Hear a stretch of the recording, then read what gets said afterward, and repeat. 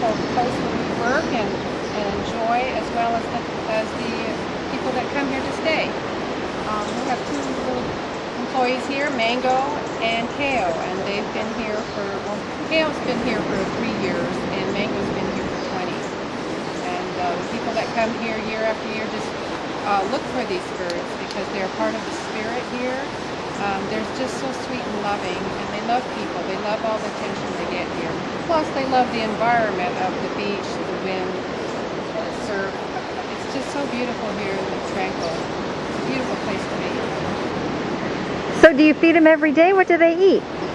They eat a lot of fruit. We give them fresh papaya that we get here from the chefs. Gives us bananas, papayas, star fruit, any type of nuts, coconut, vegetables. So they have a really well-rounded diet, and every day they get a bath. And we have them out on the trees so that they can be a part of the hotel, not be caged. And because of that, they just are so happy with us. And everybody loves them. And they're out there just up on the tree. So when people come to Mauna Kea Beach Hotel, how do they find them? Well, they're right on the promenade level, which is the parrot level. And when people come to go to the restaurant, the Manta, they'll walk right past them. And if you can see right there, there's the ocean right there. And they can hear the waves all day long. This really adds a lot of color. Wow, they have a great location right on the beach. Yeah, the lucky buggers.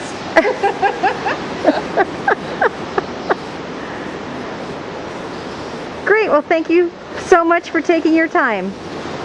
Aloha. Well, quiet Kaunaoa Bay isn't too quiet. There's a pretty big swell in today, and the waves are just rolling in.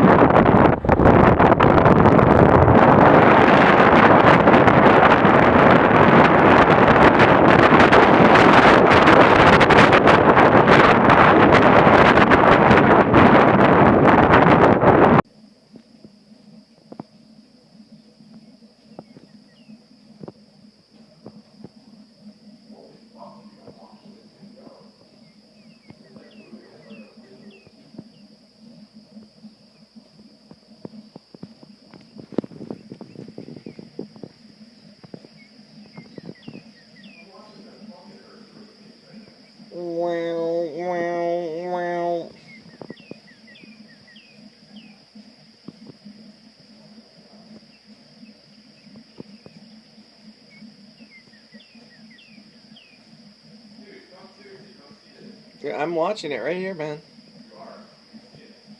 No. Yeah, I can. No, I'm right here. I'm also got a spider in the film now. There's a spider and the moon. Dude, you can see the... Like, if you set your eye on a part of the moon, you can seriously watch it move. Yeah, it's really cool, dude. I feel like the Earth is spinning. Oh, getting motion sickness. Oh, oh God, slow down. Oh. Look at that cucumber, dude. It's just like, Blah. Blah. The garden. Only doing so good. not a happy cucumber. Like, why did you spray all that? Where did all this stuff come from? The moon is almost gone. Goodbye, moon. I'll see you tomorrow evening.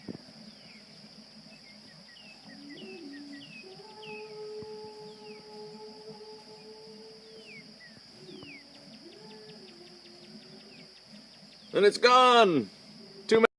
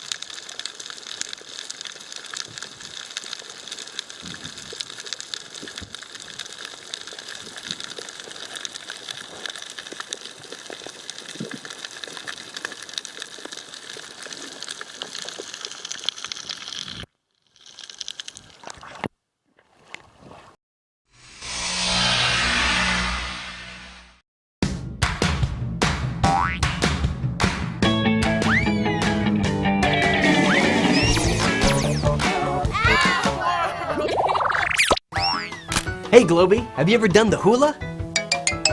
What? Why am I wearing a grass skirt? Because today we're going to Hawaii! Huh? Well, not really. But we are going to talk about some really cool observatories in Hawaii. Do you know what an observatory is? That's right. Telescopes are instruments that help make distant objects look larger and nearer. And observatories are where astronomers use telescopes to look out into space. There are two basic types of observatories. One is Earth-based, which means the observatory is located here on Earth. The other is space-based, which means the observatory is in outer space, such as the Hubble Space Telescope. Hubble is one of the giant telescopes that orbits the Earth and sends back amazing pictures of our universe.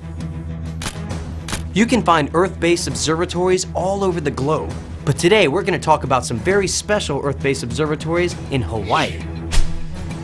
Hawaii is our 50th state, and it's made up of hundreds of small islands in the Pacific Ocean. Some of the observatories here are built on the big island of Hawaii, on top of the Mauna Kea summit. Mauna Kea is a Hawaiian name that means white mountain. But it's not just any kind of mountain, it's a dormant volcano crater. Dormant means it's not going to erupt anymore. High on this mountain, astronomers from several different countries operate 13 of the world's most powerful Earth-based telescopes of different kinds. Observers on Earth have to look into space through Earth's atmosphere. As light travels through the atmosphere, it bounces off particles in the air and may appear fuzzy. Clouds and city lights interfere with the view as well, making faraway light hard to see. So astronomers built these big observatories on Mauna Kea to take advantage of the high altitudes. The summit, or very top of the volcano, is so high up that it's actually free from most of the pollution in the sky. The air here is thinner, or less dense, so there are fewer particles to scatter the light. Also, there is less water vapor in the air here, so there are almost never any clouds covering the summit. Astronomers usually have a clear sky to look into outer space, and because the telescopes are on an island, there is less light pollution, so astronomers look out into an extremely dark sky to observe some of the faintest far-off galaxies. Some of the observatories in Hawaii use optical telescopes, which means they see in visual light. Well, light comes in many different varieties. We know about visible light. That's the kind of light that we see all the time. It lets us see the whole world around us. But we're also pretty familiar with another kind of light that comes to us from the sun. You know, when mom makes you put sunscreen on before you go outside in the sun, that's to help prevent damage to your skin from an ultraviolet light. We're also familiar with infrared light. Infrared light is heat. That's what we feel as heat, but it's actually a kind of light. If you've ever been to the dentist or the doctor, you might have had an X-ray done. They're a kind of light that can actually penetrate into your body and let a doctor see inside what's going on with your bones. So we have lots and different kinds of light. Optical telescopes use visible light. The same kind of light that our eyes can see are what an optical telescope would see. Galileo used an optical telescope, but the telescopes today are much more powerful. In Hawaii, they have giant mirrors that gather visible light from faraway objects in space.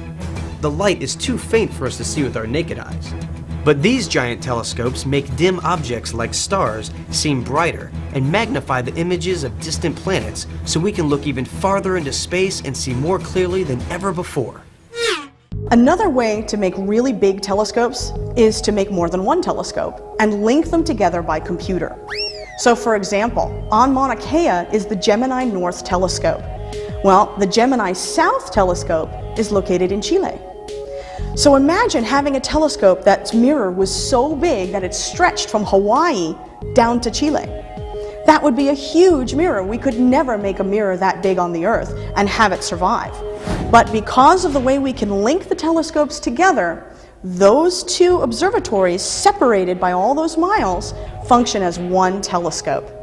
And the neat thing is, when you're able to link them up like that, now you've got the ability to almost see like our eyes see. We have two eyes that see a little bit differently, don't they? You ever do the trick of closing one eye and then closing the other and things look a little different? Okay, that's called binocular vision.